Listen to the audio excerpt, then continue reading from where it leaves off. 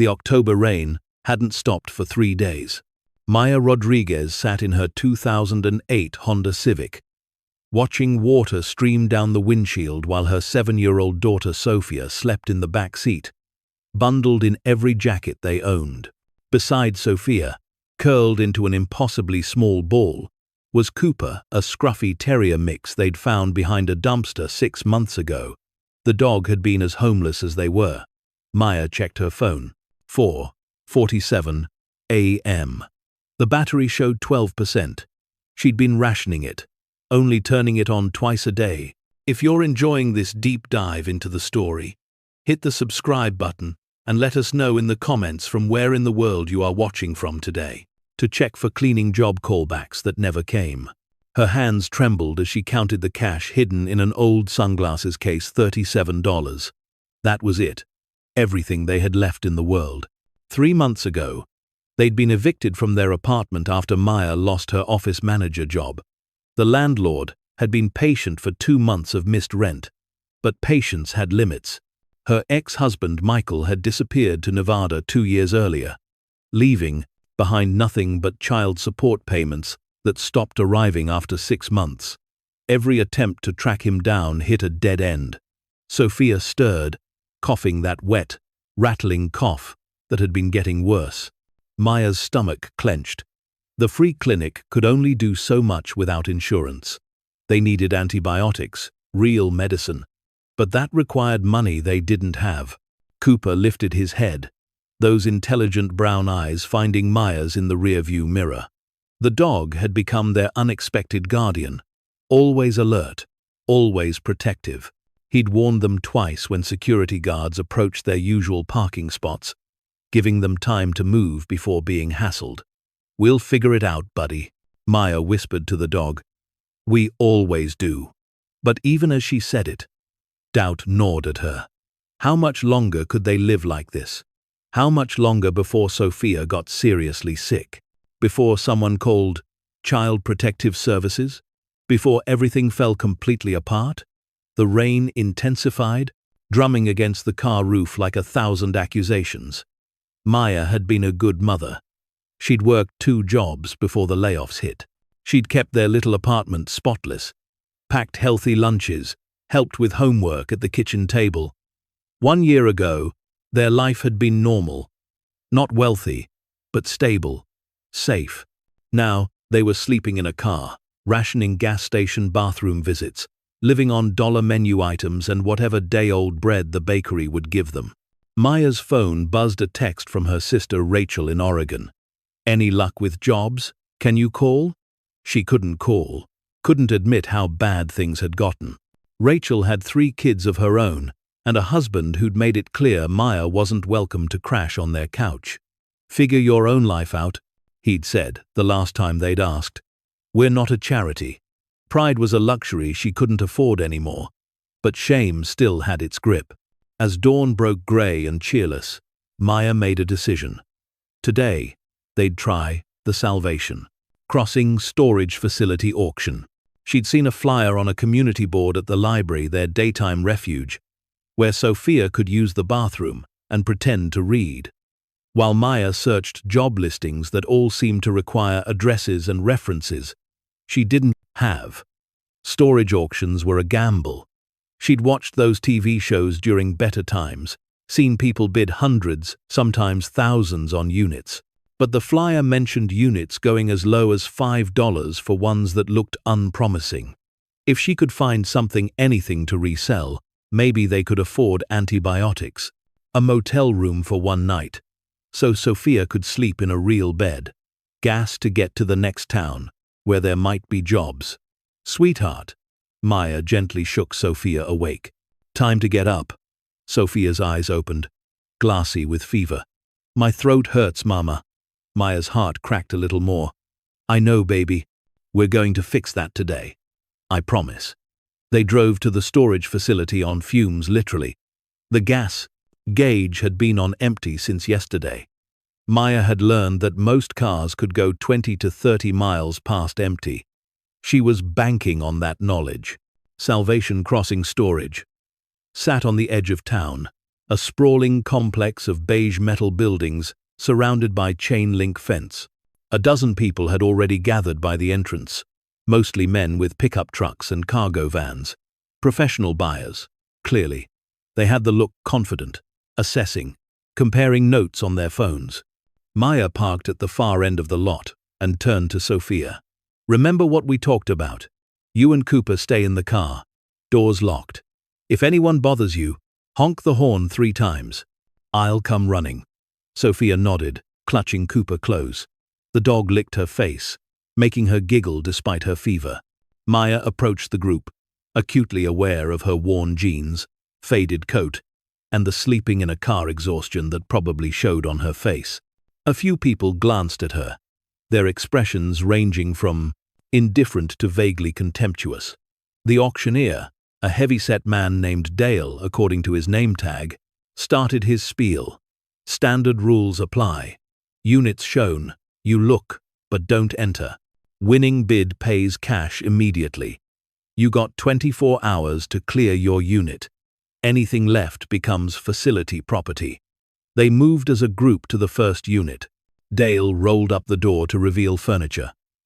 Boxes labeled Christmas decorations, and what looked like a decent mountain bike. Starting bid, $50. The price climbed quickly, $75, $100, $120. A man in a leather jacket won it at $140. The second unit held automotive parts. It went for $90. The third was mostly clothing and kitchen items. $35. Maya's hand stayed in her pocket, wrapped around her $37. She couldn't risk it yet. Not for units that might have nothing valuable. They walked deeper into the facility. The group was thinning, some people having won their units and left to start loading. By the time they reached Unit 247, only 7 bidders remained. Dale opened the door halfway, revealing what could only be described as a disaster. Water damage had clearly compromised the unit at some point. Stacks of moldy boxes collapsed against each other. A broken dresser listed to one side. What might have once been a mattress had degraded into something unspeakable. The smell of mildew and decay wafted out. Unit 247. Dale announced without enthusiasm. Owner deceased. No estate claimed it. Starting bid. He looked at the disaster and seemed to revise his expectations. $3. The group laughed. One man actually turned and walked away. $3, Dale repeated. Anyone? Maya's hand tightened on her cash. $3. That left $34 for gas, for food, for medicine. But what if there was something in there? What if, buried under all that decay, there was something she could sell? $3, she said. Her voice smaller than she intended. Dale looked almost surprised. Got 3. Do I hear 4? Silence. The remaining bidders were already moving toward the next unit, clearly uninterested in this one. Going once, twice, sold to the lady for $3. Maya paid, her hand shaking as she counted out 3 worn bills. Dale handed her a key and a clipboard. You got till tomorrow night to clear it. Good luck. His tone suggested she'd need it. Maya walked back to the car, key clutched in her fist. Through the window, she could see Sofia sleeping again, Cooper's head resting on her chest, keeping watch. What had she done? She'd just spent $3, nearly 10% of everything they had, on a unit full of moldy garbage. The other bidders had laughed. Dale had barely contained his pity, but it was hers now, for better or worse. An hour later, armed with disposable gloves from a gas station, another $2 she couldn't afford, and with Sofia and Cooper beside her, Maya stood before Unit 247 again. It smells bad, Sofia observed, holding her nose. Yeah, it does. Maya unlocked the padlock and rolled the door all the way up. In full daylight, the contents looked even more hopeless. But maybe there's something good under all the bad stuff.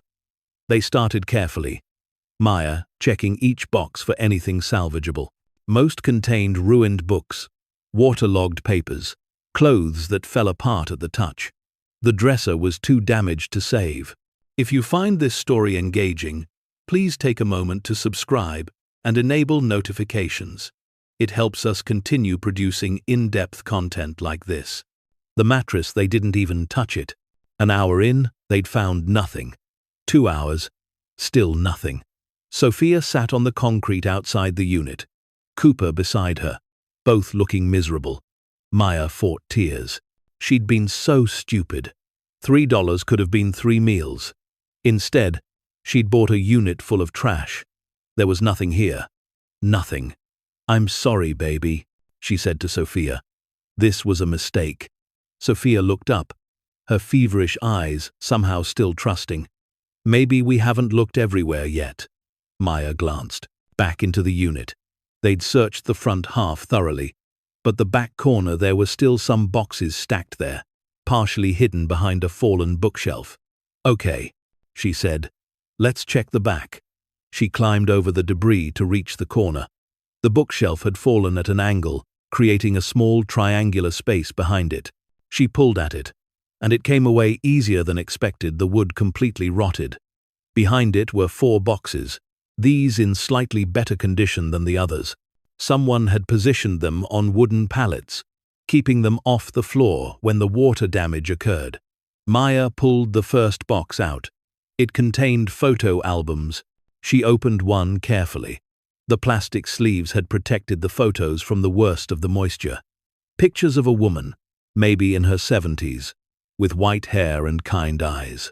Pictures of the same woman with a man, both younger, standing in front of what looked like a large house. More pictures, Christmas, birthdays, ordinary life moments frozen in time. "Who is she?" Sofia asked, looking at the photos over her mother's shoulder. "I don't know, sweetheart." The second box held more photos and some papers in a sealed plastic container. Maya opened it. Documents. Very old ones. Property deeds, it looked like. Investment papers. A passport belonging to Evelyn Margaret Ashford, born 1943. The third box contained what appeared to be art supplies, brushes, paints, canvas boards. Nothing valuable. Maya reached for the fourth box, the largest one. It was heavier than expected. As she pulled it toward her, Cooper suddenly stood up, ears alert. "What is it, boy?" Maya asked. The dog trotted into the unit, something he'd refused to do before. Put off by the smell, he went straight to the fourth box and began pawing at it, whining softly. "Cooper!" "What?" the dog barked, sharp and insistent. Then he grabbed the box's cardboard flap in his teeth and pulled. Okay, I'm opening it." Maya carefully cut the tape. Inside were more sealed plastic containers. She lifted the first one out. Through the clear plastic, she could see. Were those paintings? Small ones, unframed. But the style, even through the plastic, she could tell these weren't amateur work. She opened the container carefully. The painting on top was maybe 10 inches by 12 inches, an oil painting of a street scene. It was signed in the corner, a signature she didn't recognize, but that looked practiced, confident. Under it were more paintings. And more. Dozens of them, all carefully wrapped and protected. "Pretty pictures," Sofia said. Cooper was still pawing at the box, whining urgently. "There's more, buddy?" Maya lifted out the containers of paintings. Beneath them, at the bottom of the box, was a large envelope, sealed with what looked like wax. She opened it carefully. Inside was a letter in flowing handwriting. "To whoever finds this, my name is Evelyn Ashford. If you're reading this, I'm gone. And my lawyer never found this unit as I instructed him to. I kept this storage unit under my maiden name, Evelyn Porter, for 40 years, paying cash in advance in 10-year increments. No one else knew about it. The paintings in this box are the life's work of my brother, James Porter.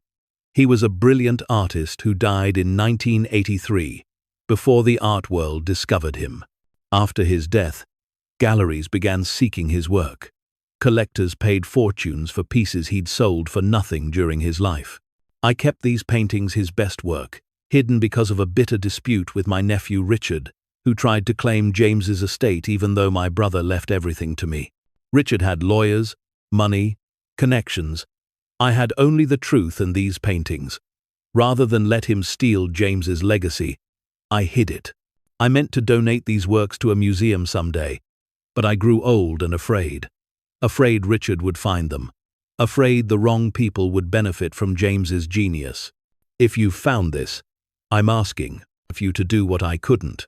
There are 47 paintings here. According to the last appraisal I had done privately in 2008, James Porter's work was selling for between $2 to $5 million per painting. The entire collection could be worth over $180 million.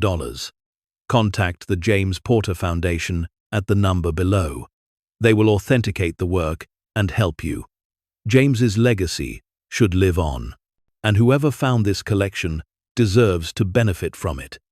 Consider it a gift from someone who understood what it meant to struggle. May you have the courage I lacked. Evelyn Margaret Ashford. Maya read the letter 3 times, her hands shaking so badly she could barely hold the paper. $180 million. It couldn't be real. It couldn't. But the letter had an official-looking number. The paintings, even to her untrained eye, looked professional. And Cooper had known. Somehow, the dog had known there was something important in that box. "Mama?" Sofia's voice seemed to come from very far away. "Are you okay?" Maya looked at her daughter, feverish, exhausted. Wearing a coat 2 sizes too small because she'd outgrown her old one and they couldn't afford a new one. She looked at Cooper, tail wagging slowly, as if he understood the magnitude of what he'd found. She looked at the paintings. 47 pieces of art that might be worth a fortune. "I don't know," Maya whispered. "I really don't know." She carefully packed everything back into the box and loaded it into her car. Her hands never stopped shaking. The remaining contents of the unit, the damaged furniture, the moldy boxes she left there. None of that mattered now. Back in the car, she sat with her phone, staring at the number on Evelyn's letter. 12% battery. If she made this call, if this was real, if it wasn't real, she'd just wasted hope on nothing. But what if it was real? She dialed. The phone rang 3 times before a professional voice answered. "James Porter Foundation. This is Margaret speaking." Maya's throat went dry. I found something. Paintings. There was a letter from Evelyn Ashford." A pause. Then, "Can you repeat that, please?" Maya explained, her words tumbling over each other. "The storage unit. The letter. The 47 paintings." Another pause, longer this time. "Ma'am, what is your name?" "Maya Rodriguez." "Miss Rodriguez, I need you to listen very carefully. Evelyn Ashford was James Porter's sister. She passed away 4 years ago. We've been searching for these paintings for over a decade. Can you tell me exactly where you are right now?" 2 hours later, Maya stood in the parking lot of Salvation Crossing Storage, watching 2 men in expensive suits carefully, reverently, examine the paintings from her $3 storage unit. Dr. Harold Chen, an art historian, held one of the pieces up to the light. "My God," he breathed. "This is Evening on Bleecker Street. We thought it was destroyed. James Porter painted this the year before he died." He looked at Maya with something like awe. "Do you understand what you've found?" Maya shook her head. She didn't understand any of this.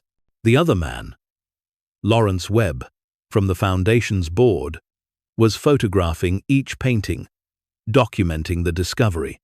"Miss Rodriguez, we'll need to take these paintings to a secure location for full authentication.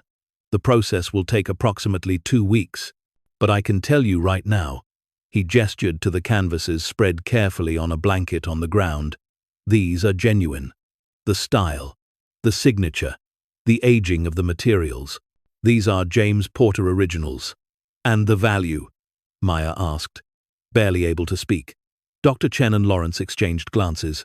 "Conservative estimate, based on recent auction prices for Porter's work, $190 million, possibly more." The parking lot tilted. Maya reached out to steady herself on the car. Sofia emerged from the back seat, Cooper in her arms. "Is it real? Mama? Are we going to be okay?" Maya knelt down, pulling her daughter close, the dog sandwiched between them. "Yeah, baby. Yeah. We're going to be okay." The next 2 weeks existed in a surreal blur. The foundation arranged for Maya and Sofia to stay in a hotel, the first real bed they'd slept in for 3 months. A doctor examined Sofia, prescribed antibiotics, and within 3 days the fever broke. Cooper, their scrappy terrier mix who'd somehow known there was treasure in that box, was given a full veterinary checkup and declared remarkably healthy for a stray. Lawrence Webb explained the legal process. The paintings were authenticated. All 47 were genuine James Porter originals. Under the terms of Evelyn Ashford's letter and the laws governing abandoned property, Maya was the legal owner. The nephew, Richard, that Evelyn had mentioned, tried to challenge it. He hired expensive lawyers, made claims to the media about family heirlooms. But Evelyn's letter was clear, notarized by a lawyer who confirmed her mental competency when she wrote it. And the storage unit had been paid for under her maiden name, kept secret for exactly this reason. Richard's case collapsed within days. The foundation offered to broker the sale of the paintings to major museums and private collectors. Maya agreed, understanding nothing about the art world, but trusting these people who spoke of James Porter with such reverence. "There's something you should know, Doctor," Chen told her during one of their meetings. James Porter painted working people, street scenes, ordinary moments of ordinary lives. He believed art should honor everyone, not just the wealthy. That his work has now changed your life, he smiled. I think he would have loved that irony. 3 months after buying a $3 storage unit, Maya Rodriguez stood in a law office, signing papers. The paintings had sold some to museums, some to collectors who'd been searching for Porter's work for years. After taxes, after the foundation's commission, after legal fees, the final amount deposited into Maya's new bank account was $114 million. $114 million. She couldn't comprehend it. The number didn't seem real. "What will you do now?" Lawrence asked. Maya thought about the question she'd been asking herself for weeks. She thought about sleeping in the car with Sofia, about counting dollars and rationing meals, about every other family doing the same thing right now, fighting to survive in a world that had forgotten them. "I'm going to help people," she said finally. "People like us. Families living in their cars. Kids going to school hungry. I don't know all the details yet, but I'm going to help." Lawrence smiled. James Porter would approve. 6 months later, the Rodriguez Foundation opened its doors. The mission was simple: provide immediate assistance to families experiencing homelessness. Motel vouchers, food, cards, medical care, small grants to get people back on their feet. Maya hired a staff of people who'd been there, who understood what it meant to be invisible. James Wilson, a former veteran she'd met at a shelter, became her director of operations. Sarah Chen, who'd lived in her car with 3 kids, ran the family services division. The foundation also funded a scholarship program, ensuring kids like Sofia, smart, capable kids whose potential was being crushed by poverty, could go to college. Maya bought a modest house, 3 bedrooms, a backyard for Cooper. Nothing extravagant. She couldn't forget where she'd been. Sofia thrived. The fever that had terrified Maya that October morning became a distant memory. Her daughter was healthy, happy, excelling in a good school. Cooper became something of a celebrity, the dog who'd found a fortune. Media outlets wanted to interview him. A children's book was written about his story. Maya donated the proceeds to animal shelters. One afternoon, Maya stood in the foundation's office, looking at photos on the wall. There was one of her and Sofia and Cooper, taken the day they'd found the paintings. They looked exhausted, desperate, hovering on the edge of total collapse. Next to it was a recent photo, the 3 of them at the foundation's opening, healthy, stable, smiling. It's almost hard to believe, Sarah said, joining her at the wall. 6 months ago, I was sleeping in my car with my kids. Now I have an apartment, a job, hope. That's the thing they don't tell you about poverty, Maya said quietly. It's not just about lack of money, it's about lack of hope, feeling invisible, like the world has decided you don't matter. But you found a way out. Maya shook her head. I bought a $3 storage unit because I was desperate. Cooper found a box I might have missed, and a woman I never met left a letter 40 years ago that changed everything. She turned to Sarah. We were lucky, but there are thousands of families right now who won't be lucky, who need someone to see them, to help them, to give them a chance. That's why we're here, Sarah said. Yeah, that's why we're here. That evening, Maya took Cooper for a walk in their neighborhood. The dog trotted beside her, stopping occasionally to investigate interesting smells. They passed other houses, families visible through lit windows eating dinner, doing homework, living normal lives. A year ago, Maya and Sofia had been outside those windows, looking in. Now they were inside, warm and safe. But the memory of those cold nights in the car hadn't faded. She didn't want it to fade. That memory fueled everything she did. Now, they reached a small park, empty in the autumn twilight. Maya sat on a bench, Cooper jumping up beside her. You knew, didn't you? She said to the dog. Somehow you knew that box was special. Cooper tilted his head, tongue lolling in what looked like a smile. Good boy, Maya whispered, scratching behind his ears. Best $3 I ever spent. Her phone buzzed a text from Sofia. Where are you? Dinner's almost ready. Don't be late. Maya smiled. Dinner. Their kitchen. Their home. She stood, Cooper hopping down beside her. Come on, buddy. Let's go home. As they walked back through the darkening neighborhood, Maya thought about Evelyn Ashford, a woman she'd never met, but who'd given her a gift beyond measure. Not just money, but a chance, a future, hope. The letter had said, consider it a gift from someone who understood what it meant to struggle. Evelyn had understood, and now Maya understood too. Understood both the desperate poverty she'd escaped and the enormous responsibility that came with the fortune she'd found. Some people might have called it luck. $3 for a storage unit that held millions. But Maya knew better. It wasn't just luck. It was Cooper's instinct, Evelyn's courage, James Porter's legacy, and Maya's own desperate willingness to take a risk when she had almost nothing left. It was all of those things together. A chain of events connecting strangers across decades, united by struggle and hope, and the stubborn refusal to give up, even when everything seemed impossible. Inside their house, Sofia had set the table. Dinner smelled wonderful. Cooper bounded ahead, eager for whatever scraps might come his way. Maya paused in the doorway, taking in the scene. This was real. This was her life now. Thanks, Mom, Sofia called as Maya entered. Cooper and I made spaghetti. You made spaghetti? Maya laughed. And Cooper helped? Well, he was moral support. They sat down to dinner, the three of them together. No more sleeping in cars. No more rationing meals. No more terror about what tomorrow would bring. As they ate, Sofia talked about school, about her friends, about the science project she was working on. Normal kid things. Beautiful, ordinary, normal things. Later, after Sofia was in bed and Cooper was asleep on his dog bed, Maya sat at her computer. The Foundation's website showed their impact so far. 63 families helped. 204 individuals given emergency assistance. 11 families successfully housed and employed. It wasn't enough. It would never be enough. But it was a start.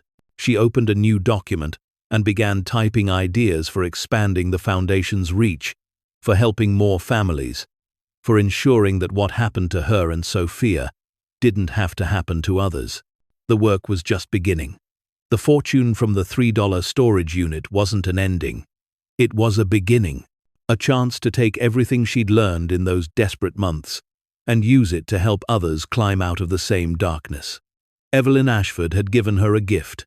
Now Maya would spend the rest of her life paying that gift forward, helping people who felt invisible, who felt forgotten, who needed someone to believe in them when they'd lost the ability to believe in themselves. Outside, autumn rain began to fall again, just like it had that October morning when everything had seemed hopeless. But now Maya sat inside a warm house, her daughter safe and healthy upstairs, their dog sleeping peacefully nearby. The rain drummed against the windows, but it couldn't touch them anymore. They were home. The phone call came at 7:32 a.m. on a Tuesday morning, 6 months after the foundation opened its doors. Maya was making breakfast, a simple pleasure she still hadn't taken for granted, when her phone lit up with an unknown number. She almost didn't answer. Unknown numbers these days usually meant journalists looking for another angle on the storage unit miracle story. Or worse, people asking for money with elaborate sob stories that her staff had learned to vet carefully. But something made her pick up. "Miss Rodriguez?" The voice was female, older, with a slight tremor of urgency. "My name is Patricia Ashford. I'm Evelyn Ashford's sister-in-law. I need to speak with you about the paintings you found." Maya's stomach tightened. The lawsuit from Richard Ashford had been settled months ago. She'd hoped that chapter was closed. If this is about Richard's claim— No, nothing like that. Patricia's voice softened. Richard is, well, Richard will always be Richard. I'm calling because there's something about Evelyn's letter that wasn't entirely accurate. Something I think you deserve to know. 20 minutes later, Maya sat at her kitchen table with a cup of coffee growing cold, listening to Patricia Ashford's story through speakerphone. "Evelyn didn't just hide those paintings from Richard," Patricia explained. "She hid them from me too. From everyone. But before she died, she told me the truth about why." Maya waited, something in the woman's tone suggesting this truth mattered more than she could yet understand. James Porter, Evelyn's brother, didn't just die in 1983. He was murdered. The word landed like a stone in still water. The police ruled it a robbery gone wrong, Patricia continued. James lived in a rough neighborhood in Brooklyn, and someone broke into his apartment and stabbed him. They said it was random violence, another tragedy in a city full of them. But Evelyn didn't believe that, Maya said quietly. No, she believed Richard arranged it. Patricia's voice dropped. James had just completed those 47 paintings, his masterwork series depicting working-class life in New York. He was planning to donate them to a public museum, wanting his art to be accessible to everyone, not locked away in private collections. Richard found out and tried to convince James to sell them instead. They'd be worth millions, Richard kept saying. But James refused. Maya's coffee had gone completely cold now. She pushed the cup aside. A week later, James was dead. The paintings were never found. Police assumed the killer took them, though nothing else valuable was missing from James's apartment. Evelyn inherited James's estate, which consisted of almost nothing except his reputation and a few early works that had already been sold. Richard challenged the will, just like Evelyn mentioned in her letter. But what she didn't say was that she suspected Richard of murder, not just greed. Why didn't she go to the police? She tried. They investigated briefly. But Richard had an alibi, a dinner party with a dozen witnesses, and there was no physical evidence connecting him to the crime. The man who actually killed James was never caught. Eventually, the case went cold. Patricia paused, and Maya could hear the weight of decades-old grief in her breathing. So Evelyn took the paintings, she'd found them hidden in James's studio behind a false wall, and she disappeared them. If Richard couldn't have them, if he couldn't profit from his brother's death, then at least that was some justice. She told me all of this the month before she died, made me promise not to tell anyone where the paintings were. She said someone would find them eventually, someone who needed them, and that would be James's real legacy. Not making Richard rich. Maya looked across the kitchen to where Sofia sat, doing homework. Cooper asleep at her feet. Someone who needed them. That had been her. Desperate and homeless, with $37 to her name. "Why are you telling me this now?" Maya asked. "Because Richard is dying," Patricia said bluntly. "Lung cancer. 6 months, maybe less. And before he goes, he's been telling anyone who'll listen that you stole his family's legacy. That Evelyn was mentally incompetent when she hid those paintings. That you manipulated the system to steal millions that should have been his." Anger flared in Maya's chest, hot and immediate. "The courts settled this. The paintings were legally—" "I know. Legally, you're completely protected. But Richard is trying to destroy your reputation, the Foundation's reputation, before he dies. He's given interviews, hired a publicist, painted himself as the victim of a cruel system that rewarded a stranger while denying family their rightful inheritance." Maya closed her eyes. She'd seen some of the articles. Art Air cheated by technicality. One headline had read, "Storage unit finder keeps millions, while family gets nothing," said another. She'd tried to ignore them, focusing on the Foundation's work instead. "I'm calling because I want to go public with the truth," Patricia said. "I want to tell Evelyn's story, all of it. The murder she suspected. Richard's greed. Her decision to hide the paintings not out of spite, but out of a desire to protect James's legacy and ensure it benefited someone who truly needed it." "That would be quite an accusation," Maya said, carefully, "especially against a dying man." "Truth doesn't stop being truth just because it's uncomfortable," Patricia replied. "And Richard forfeited the right to comfortable lies when he started attacking you and your foundation." Maya thought about this. Thought about Sofia, who was old enough now to read those articles, to hear the whispers at school that her mother was a thief who'd stolen from a grieving family.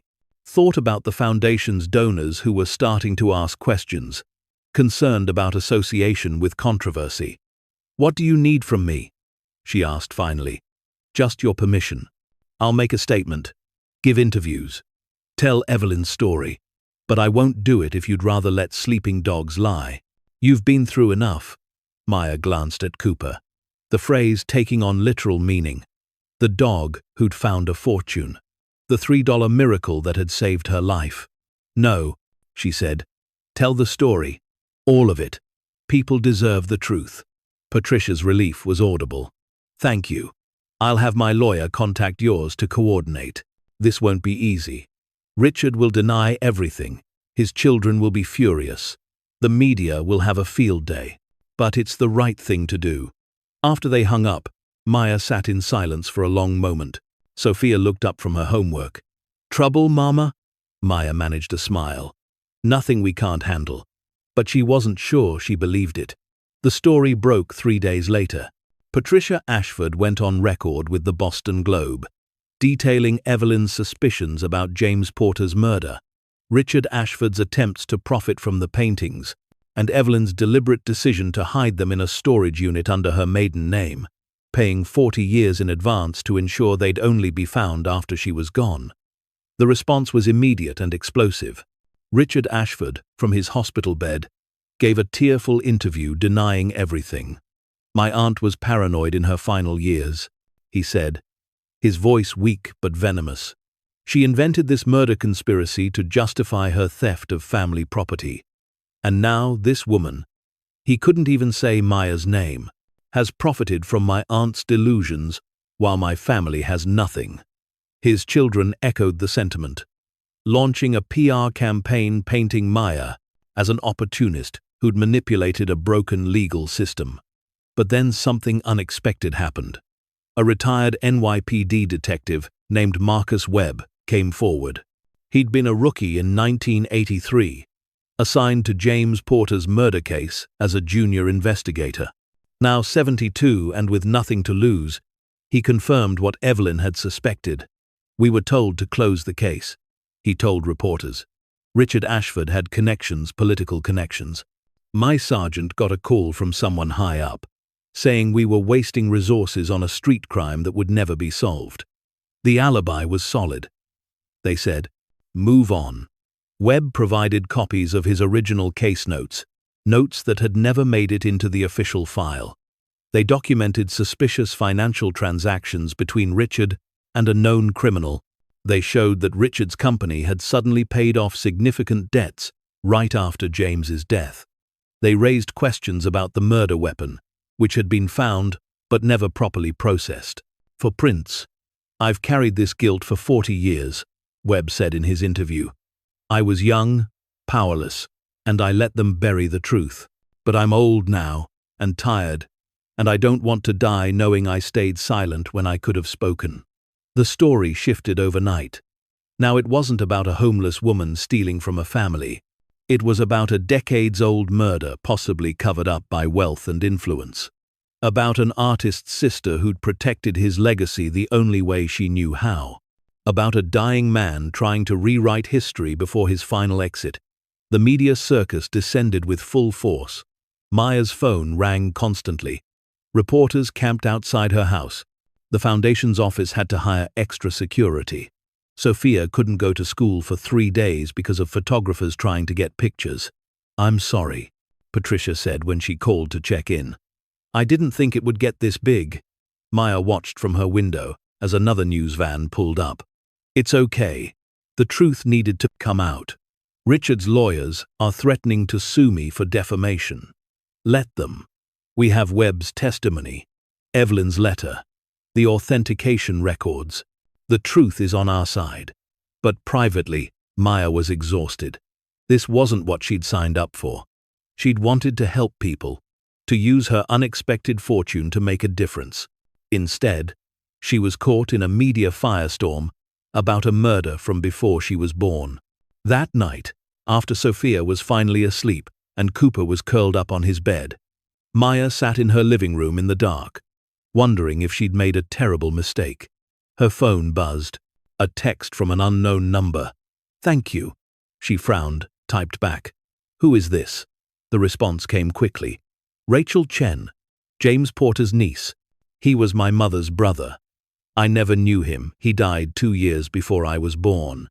But I grew up hearing stories about him. How talented he was. How kind. How much he loved ordinary people. My mother said he believed art should belong to everyone, not just the rich." Maya's throat tightened. Another text arrived.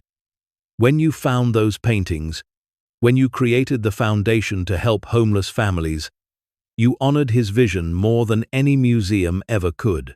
Richard wanted to sell them to private collectors who'd lock them away. You used them to change lives. So thank you. From all of us who love James, thank you." Maya read the message 3 times, tears streaming down her face. This was why the truth mattered. Not for the media circus or the legal battles, or even to clear her own reputation, but for the people like Rachel, who'd never known their uncle but who understood what his art and his death had meant. She typed back, "Would you like to come visit the foundation? See what we're doing? I'd love that." The meeting happened 2 weeks later, after the initial media frenzy had died down to a manageable simmer. Rachel Chen turned out to be a middle school art teacher in her 40s, with her uncle's same kind eyes that Maya recognized from the photographs in the storage unit. She brought her own teenage daughter, Melissa, and the 3 of them, Rachel, Melissa, and Maya, spent the afternoon touring the foundation offices. "This is the Family Assistance Wing," Maya explained as they walked through. "We help families who are on the edge about to lose housing, behind on bills, dealing with medical emergencies. Small grants, usually between $500 and $5,000. Not life-changing amounts, but enough to keep people from falling through the cracks." Rachel stopped at a bulletin board where thank you cards from recipients covered every inch of space. "This one's from Jennifer Martinez," Maya said, pointing to a card with a child's crayon drawing. "Single mom, 3 kids. Her car broke down and she couldn't get to work.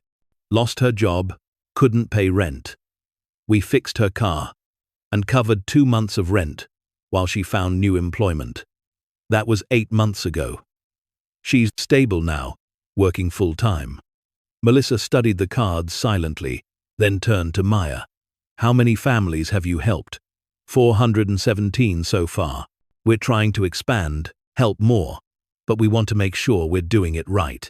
They moved to another room where James Wilson was meeting with a young couple, their faces showing the exhausted desperation Maya remembered so well. That's what I looked like, she said quietly to Rachel. 6 months ago, that was me and Sofia.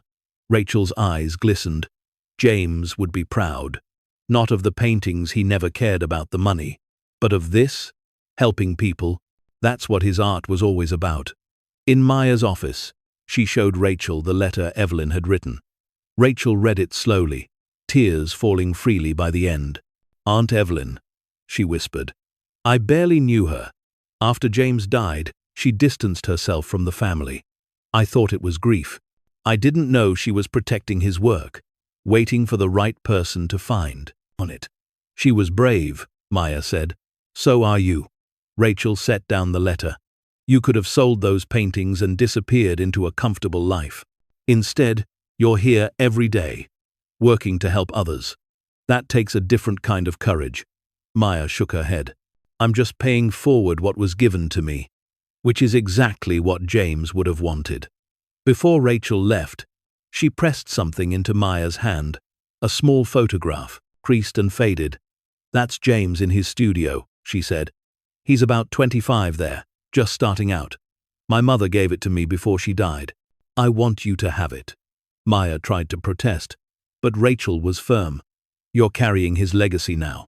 You should know what he looked like when he still had his whole life ahead of him, when he was full of hope and belief that art could change the world.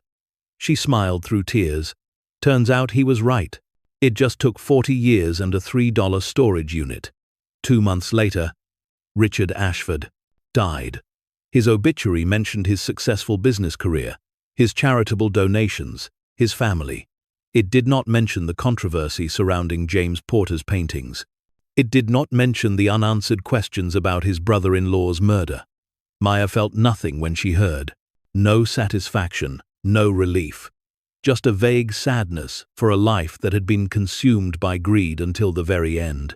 Richard's children issued a statement, saying they would not pursue any further legal action regarding the paintings. Our father's final wish was for this matter to rest. It read, though Maya suspected the truth was that their lawyers had advised them they had no case. The media moved on to other stories. The foundation's work continued, but Maya found herself thinking more about James Porter, not as an abstract artist whose work had saved her life, but as a real person. A man who'd believed in using his talents to honor ordinary people, who died for refusing to treat his art as a commodity. She started researching him, reading articles about his life, watching old interviews from the 1,970 seconds when he'd just started gaining recognition. Art isn't about beauty, he said in one grainy video from 1978. It's about truth. The woman working a double shift to feed her kids, that's art. The old man who still dresses up to go to the corner store because dignity matters, that's art. My job is just to help people see what's already there. Maya watched the video 3 times, then called Dr. Chen at the James Porter Foundation. I have an idea, she said. What if we created a permanent exhibition? Not just James's work, but the whole story. His life, his beliefs, his death, Evelyn's decision to hide the paintings, the storage unit, discovery. All of it. Dr. Chen was enthusiastic. A narrative exhibition.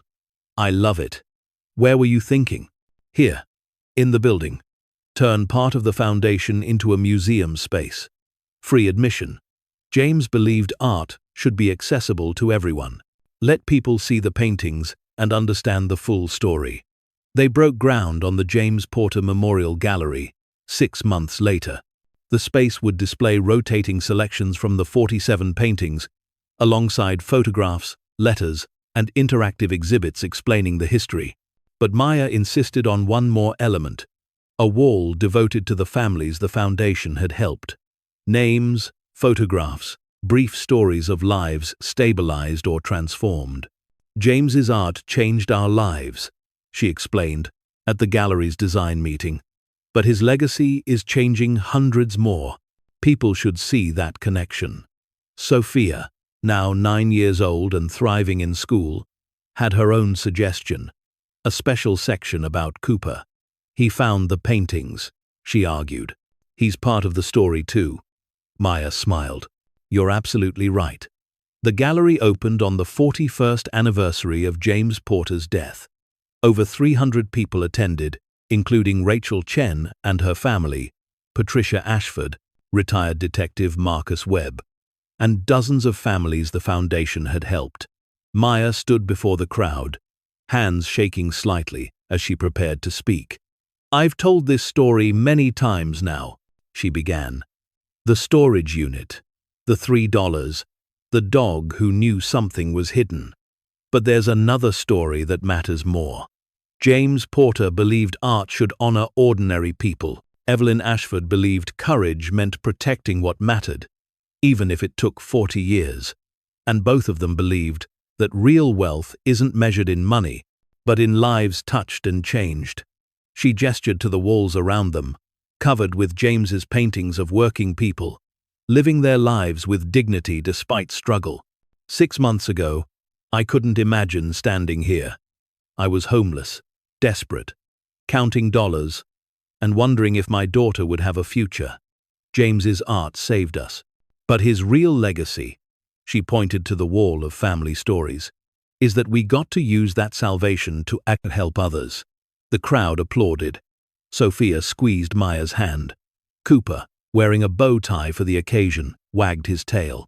After the speeches, after the ribbon cutting, after the first visitors walked through the gallery examining paintings that had been hidden for 4 decades, Maya found herself alone in a quiet corner. She stood before Evening on Bleecker Street. The painting Dr. Chen had recognized immediately. It showed a street vendor closing up his cart at sunset, the city glowing golden behind him. The man's face showed exhaustion, but also satisfaction. Another day survived, another evening to go home to. Thank you, Maya whispered to the painting. To James Porter, to Evelyn Ashford, to the chain of choices and chances that had led her to Unit 247 at Salvation Crossing Storage. Mama? Sofia appeared beside her. Are you okay? Maya pulled her daughter close. Yeah, baby. I'm perfect. They stood together, looking at the painting, at the tired vendor who'd been immortalized by an artist who understood that every ordinary life contained beauty worth preserving. Behind them, visitors moved through the gallery, families with children, elderly couples, teenagers on school trips, all of them seeing James Porter's vision of a world where everyone mattered, where ordinary struggles contained extraordinary dignity. This was the legacy, not the money, though the money helped, but the seeing, helping people see each other, see themselves, as worthy of art, of attention, of care. Cooper trotted over, sitting between Maya and Sofia, his tail swishing contentedly against the floor. Good boy, Maya said, scratching behind his ears. You started all of this, you know. The dog looked up at her with those intelligent brown eyes that had somehow known there was treasure in a cardboard box. An elderly woman approached them hesitantly. Excuse me, are you Maya Rodriguez? Maya nodded. I just wanted to say thank you. The woman's voice trembled. My grandson and his wife were helped by your foundation last year. They were about to be evicted. Your grant let them catch up on rent while Michael recovered from an injury. They're stable now, doing well. And they told me the whole story about how you found the paintings, about what you've built here. She reached out and took Maya's hand. You could have taken that money and disappeared, built a mansion somewhere. Instead, you built this. You're giving people their dignity back. That's worth more than all the art in the world.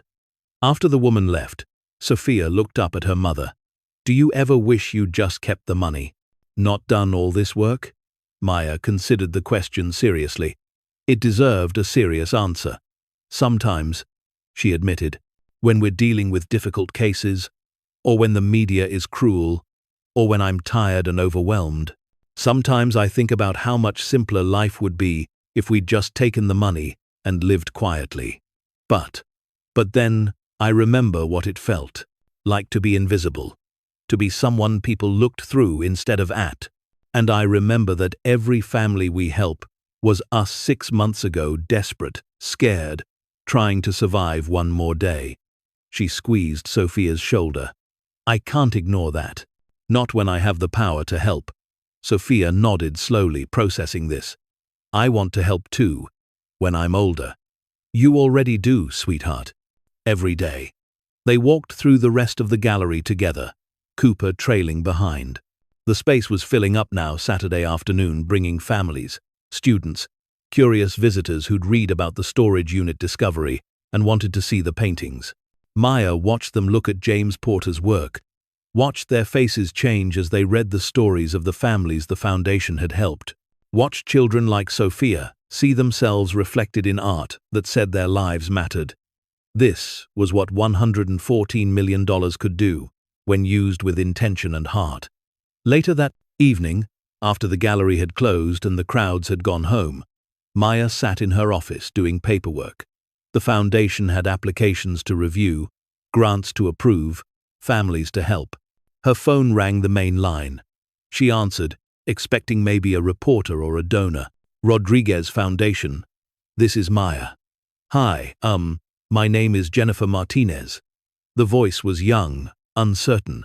I don't know if you remember me, but you helped my family about a year ago.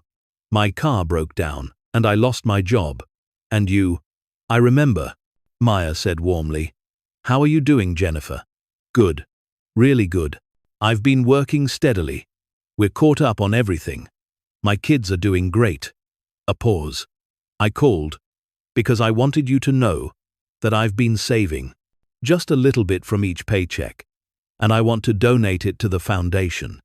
It's only $500, but I wanted to give back, help someone else the way you helped me. Maya's eyes filled with tears. Jennifer, you don't have to. I want to. You gave me more than money. You gave me hope when I thought everything was over. Let me pass that on. After they hung up, Maya sat in silence, Jennifer's words echoing in her mind. This was James Porter's real legacy. Not paintings worth millions, but the ripple effect of compassion. One person helped, who then helped another, who then helped another, creating an endless chain of care and dignity. She thought about the morning when she'd sat in her car with $37, watching rain stream down the windows, while Sofia coughed and Cooper kept watch. How desperate she'd been, how close to giving up. She thought about the decision to spend $3 on a storage unit that looked like garbage, the stupidest decision that turned out to be the smartest one. She thought about Cooper pawing at a box, insisting there was something important inside. She thought about Evelyn Ashford, hiding paintings for 40 years, trusting that someone who needed them would eventually find them. She thought about James Porter, painting working people with love and respect, believing art should honor everyone. And she thought about now this office, this foundation, this work that filled her days with purpose and meaning. The phone rang again. Another family needing help. Maya picked up, ready to listen, ready to help, ready to continue the chain of compassion that had saved her life. Rodriguez Foundation, she said. How can we help you? Outside her window, the city lights flickered on as evening fell. Somewhere out there were families in cars, counting dollars, fighting to survive. Somewhere were people who felt invisible, forgotten, hopeless. But tomorrow, or the next day, or the day after that, some of them would find the foundation, would get help, would discover that they mattered, that someone saw them, that their struggle contained dignity, and their lives had value. One family at a time, one person at a time, one act of compassion at a time. That was James Porter's legacy, carried forward by a homeless woman who'd spent $3 on faith and found a fortune that let her change the world. The work was far from over, but Maya was ready for it. She'd been preparing for this her whole life, even when she didn't know it. Every struggle, every hardship, every night sleeping in a car, all of it had taught her what mattered and what didn't. What mattered was this: seeing people, helping them, passing forward the grace that had been given to her. Everything else was just details. Maya returned to her paperwork, but now with Jennifer Martinez's donation form on top. $500. That meant more than $5 million from a wealthy donor, because it came from someone who understood, someone who'd been there, someone who was paying forward what she'd received. The chain continued, the legacy grew, and somewhere, Maya imagined, James Porter and Evelyn Ashford were watching, satisfied that their story had found its perfect ending, not in a museum or a bank account, but in the lives being changed, the families being helped, the dignity being restored. One $3 storage unit, one dog's instinct, one desperate mother's faith, one artist's vision, one sister's courage. Together, they'd created something that money alone never could. Hope, multiplied endlessly, reaching forward into a future none of them would ever see, but all of them had helped build. Maya smiled, picked up her pen, and continued working. There were families to help. There was always more work to do, and for the first time in her life, she had the resources, the purpose, and the joy to do it. That was the real treasure. Not what she'd found in the storage unit, but what she'd built with it. And the story was far from over. 3 years after finding the paintings, Maya stood in the auditorium of Riverside Elementary School, watching Sofia accept an award for her essay on homelessness awareness. Her daughter had grown so much now, 11 years old, confident and articulate, speaking to a room full of people about something most children her age never had to think about. When I was 7, Sofia read from her essay, "My mom and I lived in our car.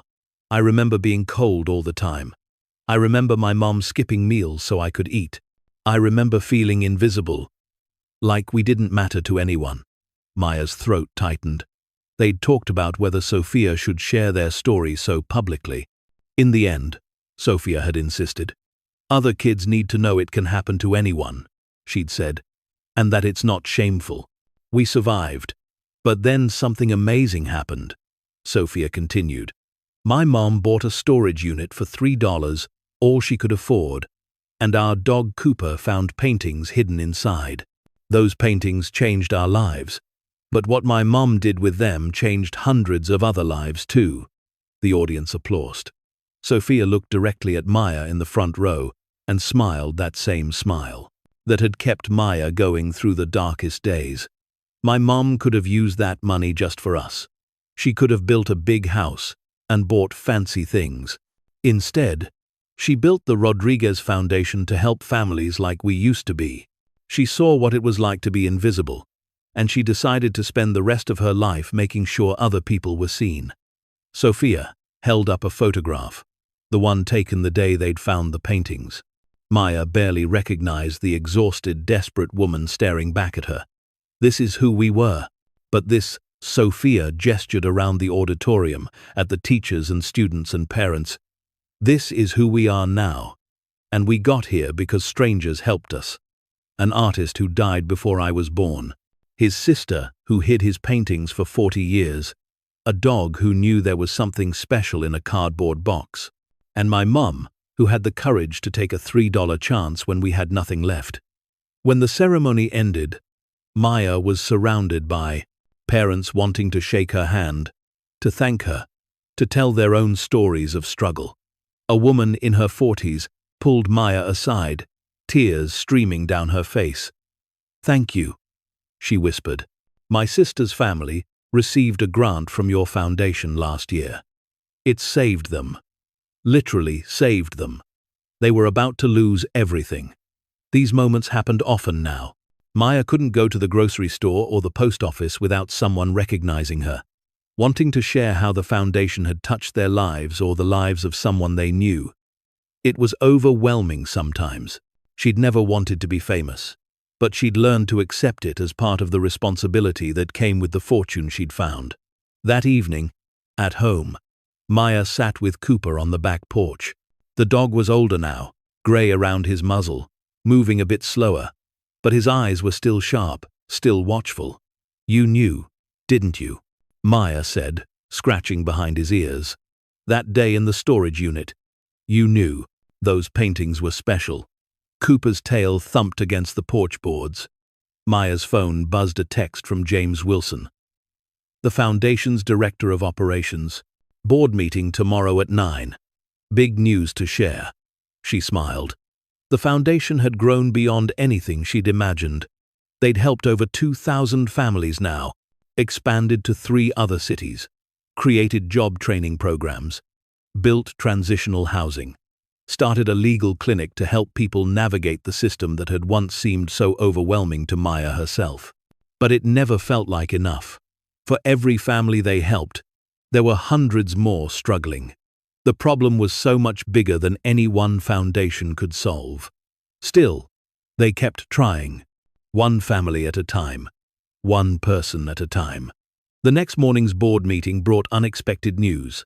Dr. Chen from the James Porter Foundation had a proposal. "We've been approached by the National Gallery," he explained, pulling up images on the conference room screen. "They want to do a traveling exhibition of James Porter's work 10 cities over 2 years. But here's the interesting part. They want to partner with the Rodriguez Foundation. At each city, alongside the art exhibition, we'd set up temporary assistance centers. People could view the paintings and, if they needed help, connect with local resources. We'd be merging art and activism, exactly as James would have wanted." Maya stared at the proposal.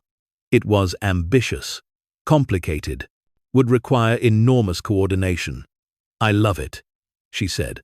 The exhibition launched 8 months later in Washington, D.C. Maya stood in the National Gallery, watching crowds move through the James Porter retrospective. The paintings she'd found in that storage unit now hung in one of the country's most prestigious museums, viewed by thousands. But what made her proudest wasn't the art itself. It was the assistance center they'd set up in an adjacent room. Families who came to see the paintings could also meet with counselors, learn about housing programs, apply for emergency grants. They'd already helped 43 families in the exhibition's first week. "Miss Rodriguez?" A gallery docent approached. "There's someone asking to see you. He says it's about the storage unit." Maya's heart skipped. Even now, 3 years later, that phrase triggered anxiety.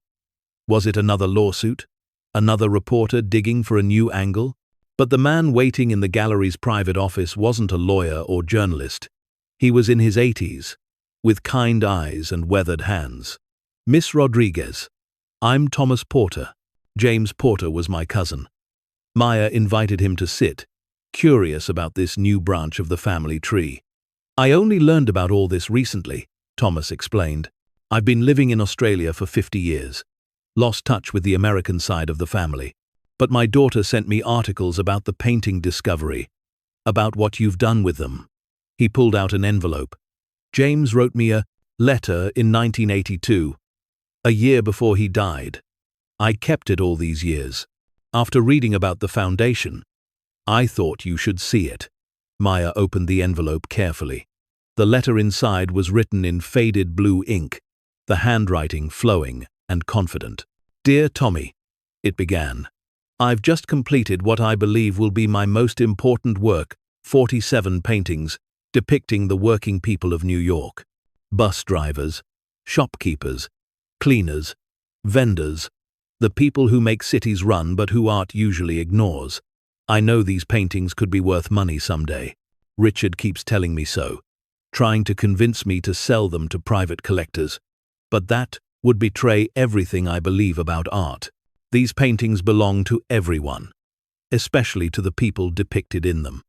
They deserve to see themselves honored, elevated, made visible.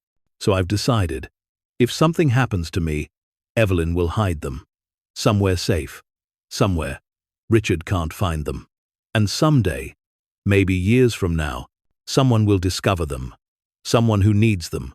Someone who understands that real wealth isn't about accumulation, it's about circulation, taking what you're given and passing it forward. That person, whoever they are, will carry my legacy better than any museum or collector ever could. Your cousin, James Meyer, read the letter 3 times, tears blurring the words. He'd known. Somehow, James Porter had known exactly what would happen, had planned for it. He would be proud of you, Thomas said quietly. What you've built with his work, it's exactly what he hoped for. That night, Maya couldn't sleep. She kept thinking about James Porter's letter, about how he'd understood 43 years ago that art's real value wasn't in price tags, but in impact, in visibility, in dignity. She got up and went to her home office, opening her laptop. The Foundation's website showed their current stats. 2,847 families helped, $23 million in grants distributed, 12 cities served, 94 employees, most of whom had themselves experienced homelessness. But numbers didn't capture the real story. The real story was Jennifer Martinez, who'd been helped and then donated back. It was the elderly woman at Sofia's school ceremony whose sister's family had been saved. It was Rachel Chen teaching art to middle schoolers, carrying her uncle's vision forward. It was Sofia speaking confidently about their past, unashamed and determined to help others. The real story was thousands of small moments of dignity restored, of people being seen, of the chain of compassion growing longer every day. Maya opened a new document and began typing. Not a grant proposal or a speech, but a letter to James Porter, to Evelyn Ashford, to everyone who'd made this possible. Dear James, she wrote, I'm the person who found your paintings, the one you hoped for, the one who needed them. 3 years ago, I was homeless, desperate, down to my last $37. I bought a storage unit for $3. A stupid gamble that turned out to be the smartest thing I ever did. Your paintings were inside. They changed my life. But more importantly, they gave me the chance to change other lives, to help families who were exactly where I was, invisible, forgotten, fighting to survive, to honor the working people you painted by actually helping them. I don't know if you believe in fate or divine intervention or just random chance, but I believe you knew someone like me would find your work eventually. Someone who understood struggle. Someone who wouldn't just take the money and run, but would use it to build something that mattered. You were right about Richard. You were right about Evelyn.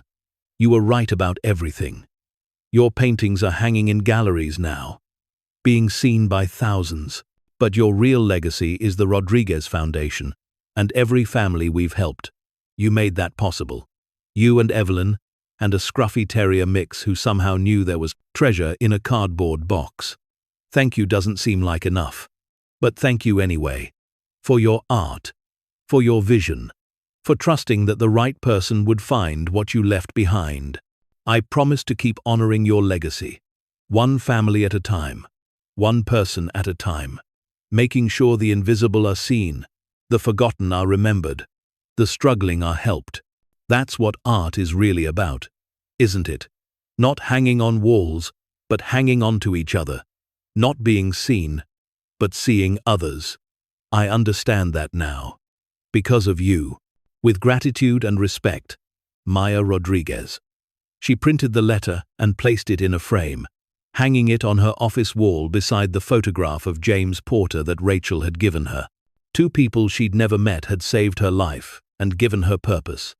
The least she could do was honor them every single day. The next morning brought news that pulled Maya from her reflection into immediate action. A fire had destroyed an apartment complex across town, leaving 32 families homeless. The Red Cross was providing temporary shelter, but these families would need help finding new housing, replacing belongings, rebuilding lives. Maya called an emergency staff meeting. Clear the schedule. This is what we do. This is why we exist. Within hours, the foundation had set up an assistance station at the Red Cross shelter. Staff members interviewed families, assessed needs, processed emergency grants. Maya worked alongside them, remembering exactly how it felt to have your whole life upended in an instant. One woman, clutching a toddler, broke down when Maya explained the foundation could help with first and last month's rent on a new apartment. "I don't understand," the woman sobbed. "Why would you help us? You don't even know us." Maya took the woman's hand. "Someone helped me once, when I had nothing, and they helped me because someone had helped them. That's how it works. We pass it forward. But how do I pay you back?" "You don't pay me back. When you're stable again, when you're on your feet, you help someone else. That's the payment." The woman nodded, still crying. "I will. I promise I will." By the end of the week, all 32 families had assistance plans in place. Not all of them would succeed. Some situations were too complicated, too broken, but they all had a chance now. A fighting chance. That's all anyone really needed. A chance. Someone to see them, to believe in them, to help them back to their feet. Sofia watched her mother work through the crisis, taking notes for a school project on community service. "You're tired," she observed when Maya finally came home late Friday night. "Exhausted," Maya admitted, collapsing onto the couch beside Cooper. "But happy?" Maya considered the question. Happy wasn't quite the right word. Fulfilled. Maybe. Purposeful. Aligned with something bigger than herself. "Yeah," she said finally. "Happy." Sofia curled up beside her. "Mom, do you ever wish we were still just normal? Before the paintings?" "Never," Maya answered immediately. Then she reconsidered. "Well, sometimes I miss the simplicity. Before all the responsibility, the media attention, the constant demands. But would I trade what we're doing now for an easier life? No. Never." "Good," Sofia said, "because I want to work at the foundation someday. When I'm older, I want to help people like you do." Maya pulled her daughter close, tears threatening again. "You already do help, sweetheart. Every single day." They sat in comfortable silence, Cooper's breathing steady and peaceful at their feet. Outside, the city continued its endless rhythm. Somewhere, families were struggling. Somewhere, people felt invisible. But tomorrow, the foundation would be there, ready to help, ready to see them, ready to offer the same chance Maya had been given. 3 years ago, she'd spent $3 on faith. That investment had returned more than money could measure. It had returned purpose, meaning, the chance to take everything she'd learned from struggle and transform it into hope for others. That was James Porter's real masterpiece. Not the paintings themselves, but what they'd enabled. The endless chain of compassion, growing longer every day, touching more lives, creating more moments of dignity and grace. And it all started with a desperate mother, a sick child, a loyal dog, and $3 that might as well have been 3 million for all the difference they made. Maya smiled, closed her eyes, and let exhaustion claim her. Tomorrow would bring more work, more families, more chances to pass forward what had been given to her. But tonight, she could rest. Because the chain continued. The legacy grew. And somewhere, she imagined James Porter and Evelyn Ashford watching with satisfaction, knowing their story had found its perfect purpose, not in galleries or headlines, but in the quiet, steady work of helping others climb from darkness into light. One family at a time, one person at a time, one $3 miracle at a time. Thank you so much for watching until the end. If you loved this story, check out the other videos on your screen now. I think you'll really enjoy them. And don't forget to subscribe if you haven't already. See you in the next story.